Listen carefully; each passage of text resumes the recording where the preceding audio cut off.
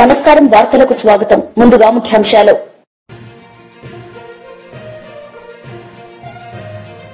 Polavaram project హిస్టరీపై చర్చించిన ముఖ్యమంత్రి Nara Chandrababu Naidu.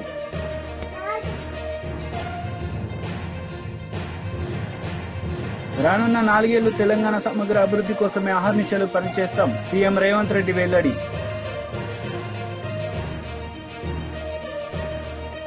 Polavaram project హిస్టరీపై అసెంబ్లీలో ముఖ్యమంత్రి చంద్రబాబు నాయుడు చర్చించారు. ఈ సందర్భంగా ఆయన మాట్లాడారు.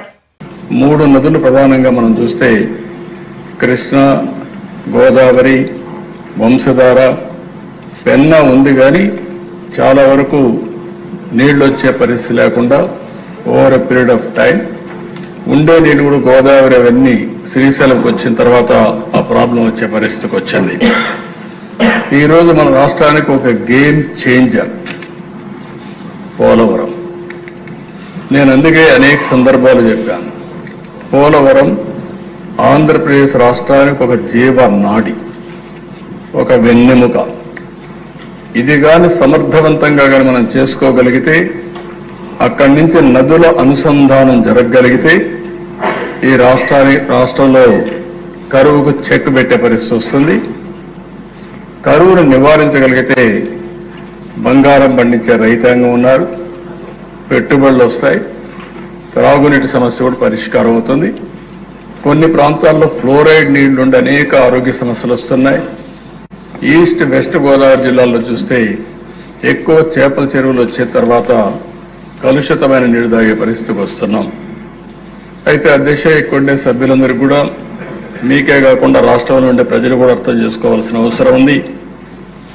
ఈరోజు ఏదైతే పోలవరం ప్రాజెక్టు ఉందో అది ఇప్పుడుది కాదు, ఓసారి చరిత్ర. ఆ చరిత్రలో మనం చూస్తే 1941లో ప్రపోజల్ వచ్చింది. 1941లో దివాన్ బహదూర్ ఎల్ వెంకటకృష్ణయ్యర్, అప్పుడు చీఫ్ ఇంజనీర్ ఇరిగేషన్, అతను ఒక ప్రపోజల్ పెట్టాడు. ఒక స్టోరేజ్ రిజర్వాయర్ ఇక్కడ వస్తే బాగుంటుంది, గోదావరి పైన రావాలి అని ఆలోచించి ప్రిలిమినరీ ఇన్వెస్టిగేషన్ 42-44లో చేశాడు. అప్పట్లో ఒక జీవో కూడా ఇష్యూ చేశారు. ఆ జీవో ప్రకారం ఫర్దర్ ఇన్వెస్టిగేషన్ తొలిసారి మీరు చూస్తే 170 అడుగులు ఎత్తి పెట్టాలని, ఆ నుంచి 208 అడుగులు కూడా పెట్టాలని. దీనివల్ల 340 నుంచి 700 టీఎంసీ నీళ్లు పోలవరంలో, పేరు కూడా అప్పుడు పోలవరం కాదు, అక్కడ రిజర్వాయర్ నీళ్లు ఉంటాయని చెప్పి ఒక అవగాహనకు వచ్చారు. 75 నుంచి 150 మెగావాట్ల పవర్ ఉత్పత్తి చేయొచ్చు అనుకున్నారు. పేరు కూడా రామపాద సాగర్ ని సైట్ ని ఐడెంటిఫై చేసి అక్కడ ఈ ప్రాజెక్టు కట్టాలని చెప్పి ఆ రోజు నిర్ణయించారు. కడాన దిశ ఈ ప్రాజెక్టుని గోవిందరాజు అయ్యంగారని 5-6 ఆగస్టు 1947లో ఇవన్నీ కూడా కన్సల్టెంట్ గా ఉండి ఇవన్నీ ఎస్టాబ్లిష్ చేసి ఇది ఫీజిబిలిటీ ఉంది, selection of site for dam is the best available site అని ఫైనలైజ్ చేశారు. ఆ రోజు కానీ ఇప్పుడు వచ్చినట్టు పోలవరం పూర్తయిన అధ్యక్ష SSR 47-48 ప్రకారం 129 కోట్లు, ఈరోజు 55,000 కోట్లు. అంటే ఆ రోజు ఈ ప్రాజెక్ట్ అయిపోయింటే రాష్ట్రం ఎంత సువిష్టమయ్యేదో, ఎంత అభివృద్ధి అయ్యేదో ఒక ఉదాహరణ మాత్రం. అది అయిన తర్వాత దిశ చాలా సమస్యలు వచ్చాయి, కానీ అందరూ మర్చిపోయాం. స్వాతంత్రం వచ్చింది, రాష్ట్రం వచ్చింది, మళ్ళా రాష్ట్రం కలిసింది, రాష్ట్రం విడిపోయింది. ఎన్ని జరిగినా కూడా అప్పట్లో ఎవరూ పట్టించుకోకుండా 15/5/1981లో మాత్రం అంజయ్య గారు ఫౌండేషన్ వేశారు.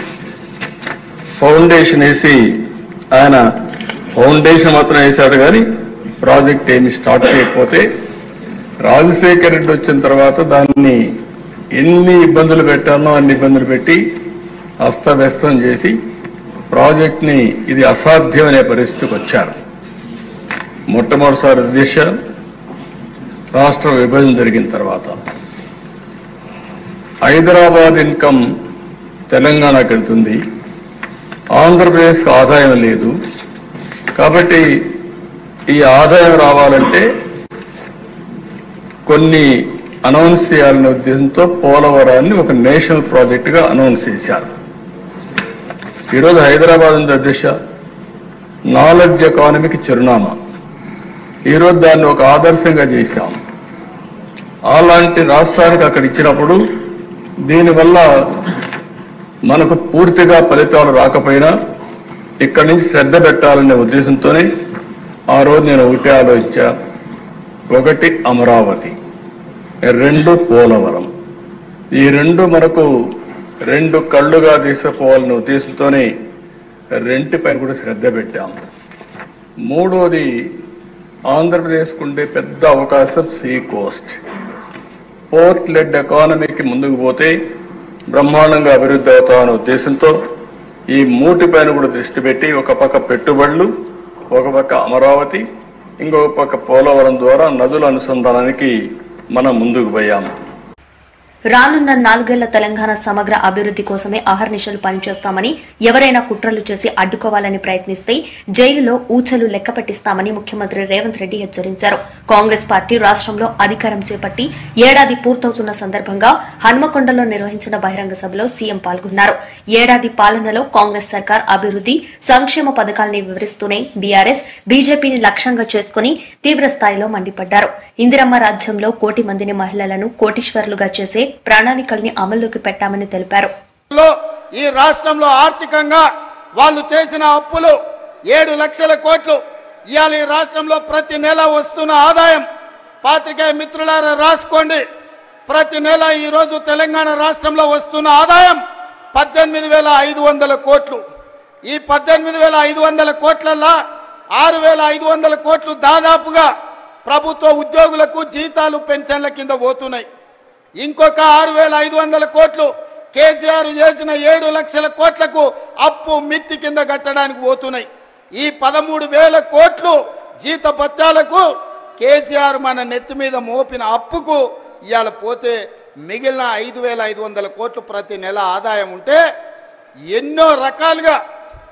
ఎన్నో రకాల ఇబ్బందులను ఎదుర్కొని కడుపు కట్టుకొని అవినీతిని నిర్మూలించి రూపాయి కూడబెట్టి ఇవాళ రైతు రుణమాఫీ చేస్తే మమ్మల్ని అభినందించడానికి నీ మనసు లేదు, కానీ ఈరోజు మమ్మల్ని శాపనార్థాలు పెట్టే ప్రయత్నం చేస్తున్నారు.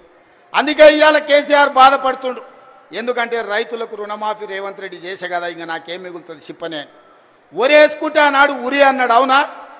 ఒరేసుకుంటే ఉరేసుకున్నట్టే అని కేసీఆర్ ముఖ్యమంత్రిగా మాట్లాడిండా లేదా? అలాంటి చంద్రశేఖర్ రావు ఆయన 150 ఎకరాల ఫామ్ హౌస్లో ఒరేసుకుంటే ఆ వివరాలన్నీ బయటపెట్టి, బండారం బయటపెట్టి బండకేసాయల్లో కొట్టిన. ఇవాళ బాజాబ్తా తెలంగాణ సమాజం 66 లక్షల ఎకరాలల్లా 1,53,00,000 మెట్రిక్ టన్నుల వరి ధాన్యాన్ని స్వతంత్రం వచ్చినప్పటి నుంచి ఈ రోజు వరకు ఏ రాష్ట్రం, ఉమ్మడి రాష్ట్రం ఆంధ్రప్రదేశ్లో కూడా 23 జిల్లాలు ఉన్నప్పుడు కూడా ఇంత పంట రాలే. ప్రపంచ రికార్డు ఇవాళ తెలంగాణ రాష్ట్రం 66 లక్షల ఎకరాలలో 1,53,00,000 మెట్రిక్ టన్నుల వరి ధాన్యాన్ని పండిస్తే ఎంఎస్పీ ఇయ్యడమే కాదు, సన్న వడ్లకు 500 రూపాయల బోనస్ ఇచ్చి కొంటున్న రాష్ట్రం ఈ దేశంలోనే తెలంగాణ రాష్ట్రం ఉంది. రైతులను ఆదుకున్న ప్రభుత్వం ఇందిరమ్మ రాజ్యంలో ప్రజా ప్రభుత్వం అని నేను చెప్పదలుచుకున్నా. ఇవన్నీ కోల్పోయిన టాన్ కేసీఆర్ని అడుగుతున్నా, నీ దుఃఖమేందో, నీ బాధ ఏందో, నువ్వు చెప్పింది నిజమైతే రా, అసెంబ్లీలోకి రా, చర్చ పెడదాం, తారీఖు నిర్ణయించు. చంద్రశేఖరరావు ఏ రోజు చెప్తావో, ఏ సమయం చెప్తావో ఆ రోజు అసెంబ్లీ పెడతా, రా. నువ్వు ఓడితే ఇంట్లో పోయి బంతవా? రాహుల్ గాంధీని చూసి సిగ్గు తెచ్చుకో. 3 సార్లు ఓడిపోయినా ప్రతిపక్షం ఉండి కన్యాకుమారి నుంచి కశ్మీర్ వరకు 150 రోజులు 4,000 కిలోమీటర్లు మండు టెండలో, మంచు కొండలో పాదయాత్ర చేసి ప్రజలకు అందుబాటులో ఉన్నోడు అంటే బాధ్యతాయుతమైన ప్రతిపక్ష నాయకుడు.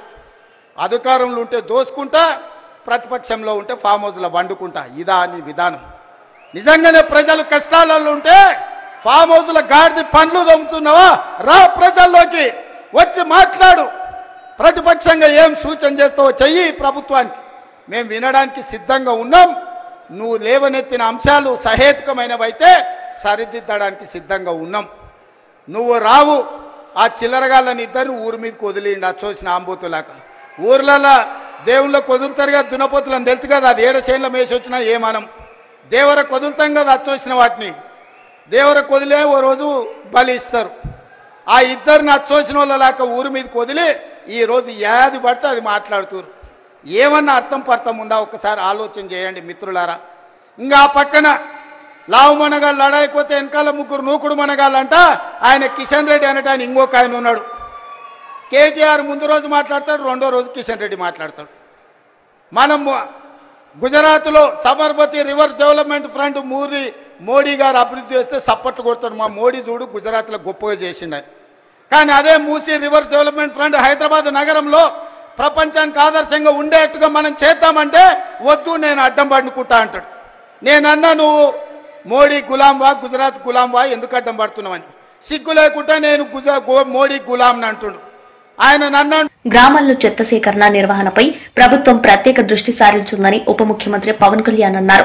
గ్రామాల్లో డంపింగ్ యార్డ్ల నిర్వహణపై శాసన మండలిలో చర్చ సందర్భంగా సభ్యులు అడిగిన ప్రశ్నలకు పవన్ కళ్యాణ్ సమాధానమిచ్చారు.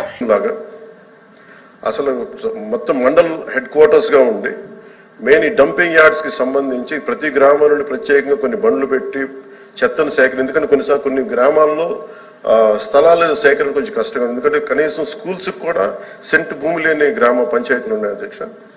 అందుకని ప్రత్యేకించి మేము ఆలోచిస్తుంది ఏంటంటే ప్రతి ఒక 10-12 గ్రామాలని ఒక ఉమ్మడిగా తీసుకొని వాటికి సంబంధించి ఒక కామన్ డంపింగ్ యార్డ్ని తీసుకొని ప్రతిపాదన చేస్తున్నాం అధ్యక్ష. దీన్ని కొద్ది రోజుల్లో మీకు దీని మీద ఒక సమగ్రమైన వివరాలు తెలియజేస్తాం. బట్ ఖచ్చితంగా ఖచ్చితంగా ఈ సమస్యను గుర్తించా, ఇది మనందరి బాధ్యత. Will take it forward. Question number 13502 deputy chief minister గారు.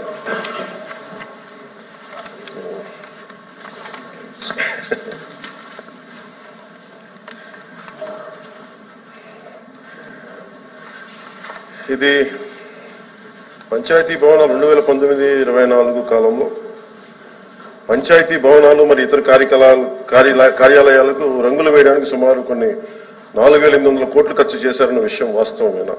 ఇలాంటి 2-3 సార్లు ఉన్నాయి అధ్యక్ష. 2019-24 పంచాయతీ భవనాలకు నేను ఇవ్వగలిగే క్లారిటీ దీనికి సంబంధించి అధ్యక్ష, 2019-24 పంచాయతీ భవనాలకు గ్రామ సచివాలయాలకు మాత్రమే రంగులు వేయడానికి 101.81 కోట్ల మొత్తాన్ని ఖర్చు చేయడం జరిగింది అధ్యక్ష.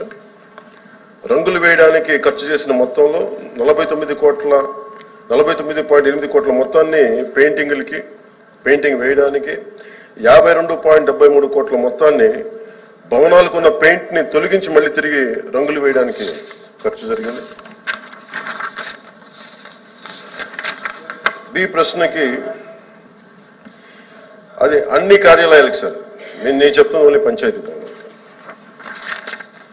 బి ప్రశ్నకి ఏమీ లేదండి. గ్రామ సచివాలయాల భవనాలకు ఉపయోగించే రంగు విధానాన్ని ప్రశ్నిస్తూ వివిధ పార్టీల్లో హైకోర్టులో రిట్ పిటిషన్లు దాఖలు చేయడం జరిగింది.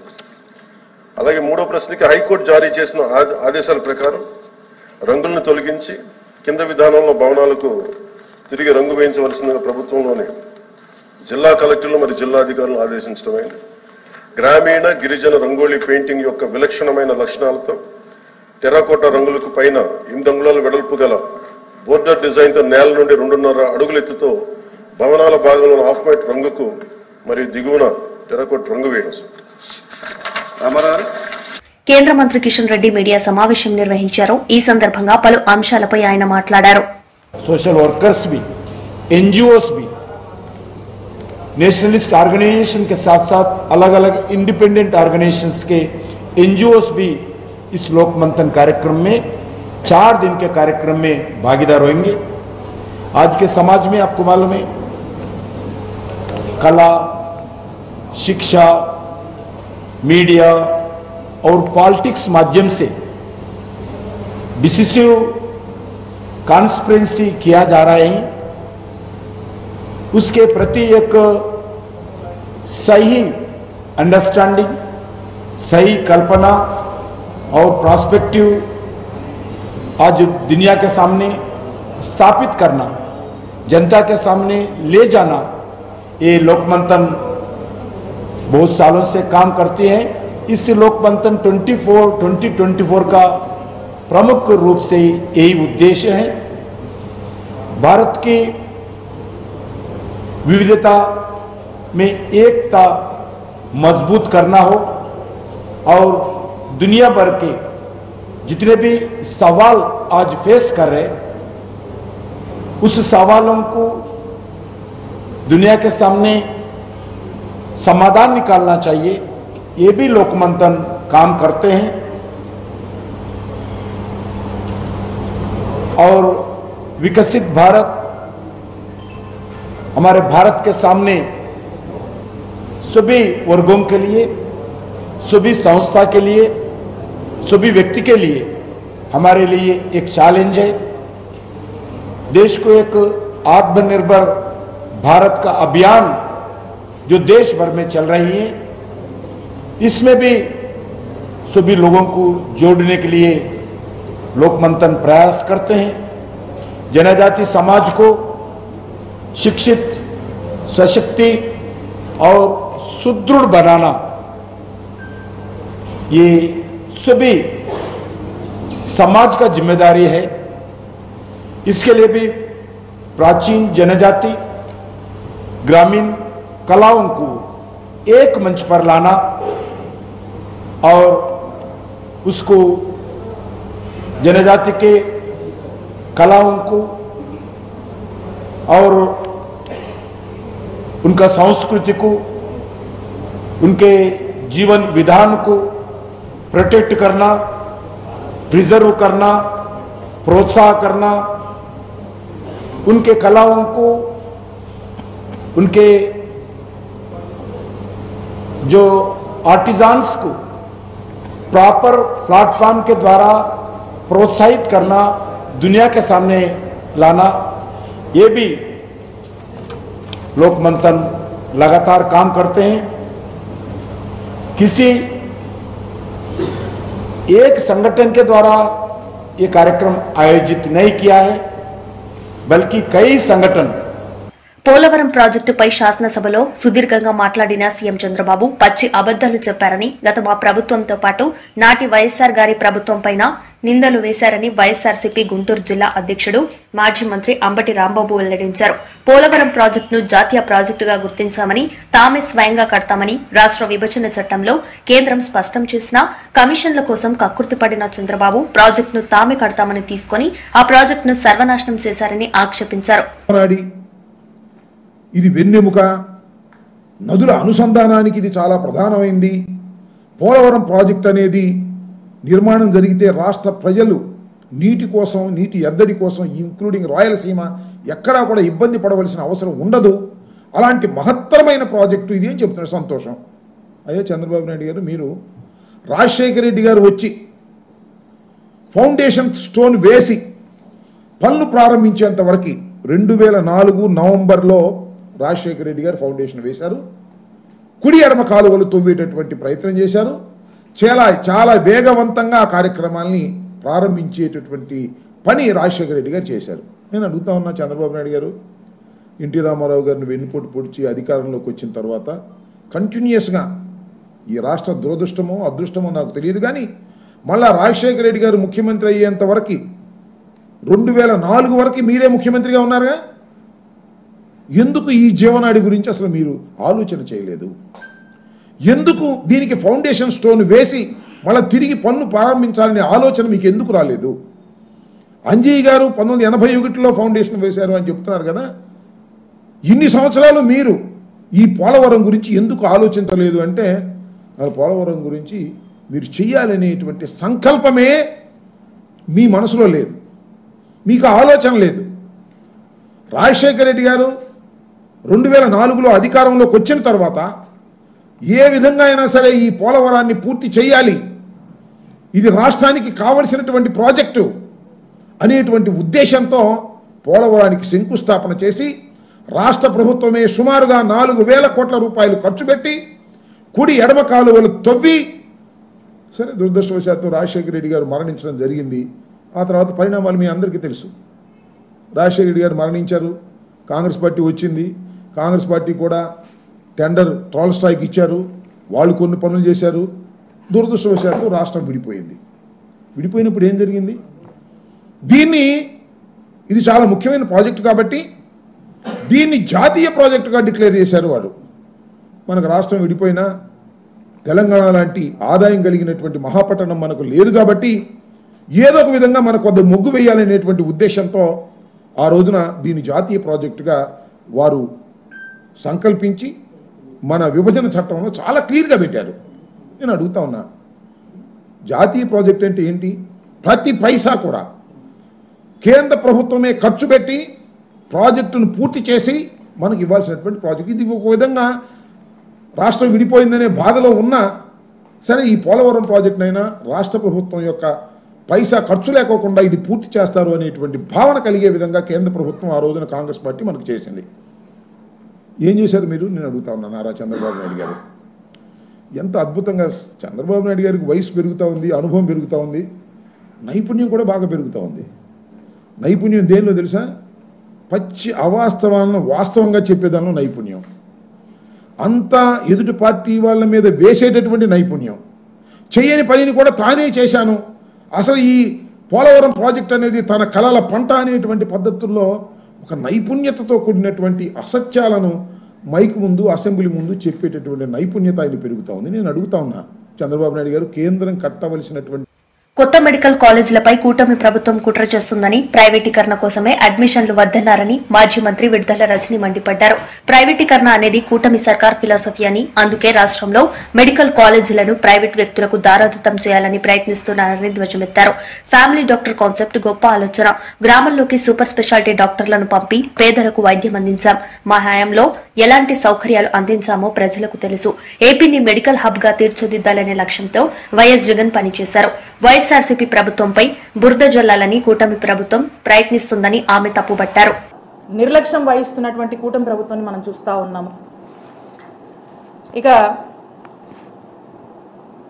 మనం చూస్తా ఉన్నాము కూటమి ప్రభుత్వం ఏర్పడ్డాక మరి చంద్రబాబు నాయుడు గారి నాయకత్వంలోని ఈ కూటమి ప్రభుత్వం ఒక పద్ధతి ప్రకారంగా ఆరోగ్యశ్రీని ఏ విధంగా కూడా నిర్వీర్యం చేస్తున్నారో మనం చూస్తా ఉన్నాము. ఆరోగ్యశ్రీ బదులు ఆరోగ్యశ్రీ అసలు అవసరమే లేదని, ఏవో ఇన్సూరెన్స్ స్కీమ్లని, ఏవో పాలసీలని ఒక పద్ధతి ప్రకారం మనం చూస్తున్నట్టయితే ఆరోగ్యశ్రీని అనారోగ్యశ్రీగా మార్చేస్తున్నారు. ఇక ఆరోగ్య ఆసరాన్ని ఏమాత్రం కూడా పట్టించుకోవట్లేదు, ఊసే లేదని చెప్పొచ్చు. ఇక నెట్వర్క్ హాస్పిటల్లో పరిస్థితికి వస్తే చెల్లించాల్సినటువంటి పెండింగ్ బిల్స్ ఏమాత్రం కూడా చెల్లించడం లేదు. ఇక ఫ్యామిలీ డాక్టర్ ప్రోగ్రామ్ మీ అందరికీ కూడా తెలుసు. జగన్మోహన్ రెడ్డి గారి ఒక గొప్ప ఆలోచన, ఒక అద్భుతమైన కాన్సెప్ట్ అని చెప్పొచ్చు ఈ ఫ్యామిలీ డాక్టర్ ప్రోగ్రామ్.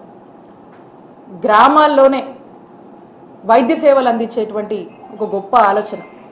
అవసరమైన ప్రతి ఇంటికి కూడా గవర్నమెంట్ డాక్టర్ వెళ్ళి ఆ ఇంట్లోనే వైద్య సేవలు అందించేటువంటి ఒక గొప్ప ప్రోగ్రామ్ ఈ ఫ్యామిలీ డాక్టర్ ప్రోగ్రామ్. మరి ఈ రోజున చూస్తుంటే ఇక ఈ ఫ్యామిలీ డాక్టర్ ప్రోగ్రామ్ కూడా ఏమాత్రం కూడా ఈ కూటమి ప్రభుత్వం పట్టించుకోనటువంటి పరిస్థితి. ఇక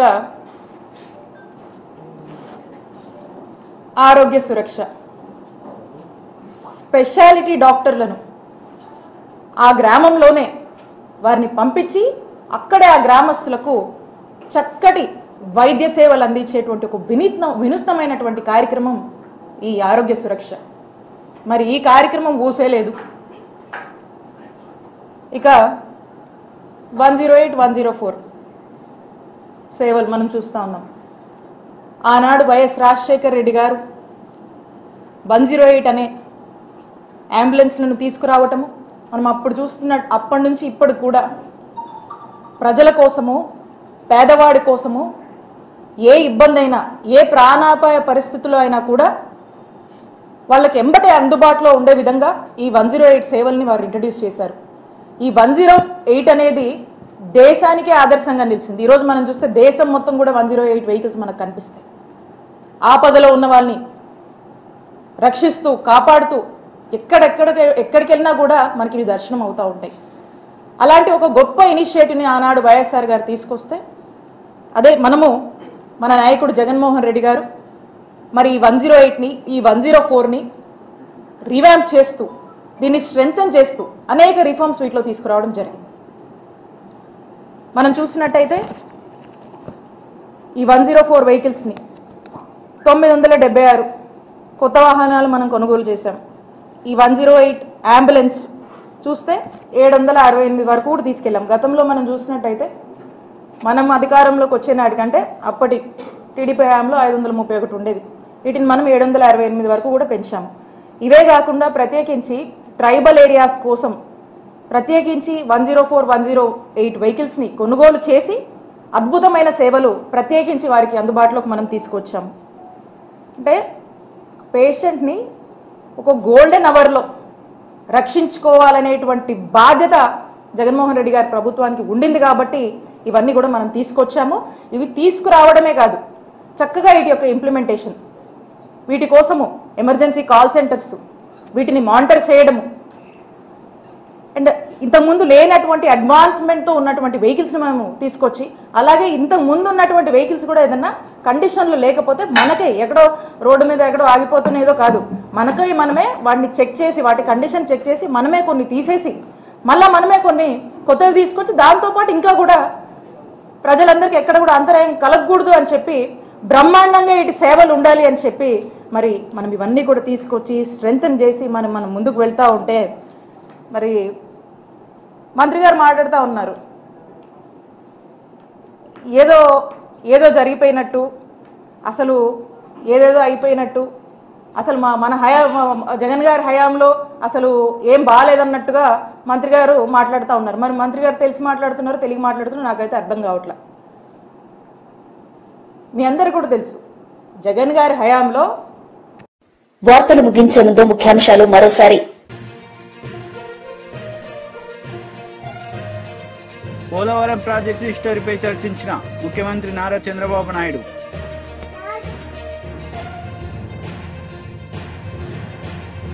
రానున్న 4 ఏళ్లు తెలంగాణ సమగ్ర అభివృద్ధి కోసమే అహర్నిశలు పనిచేస్తాం, సీఎం రేవంత్ రెడ్డి వెల్లడి.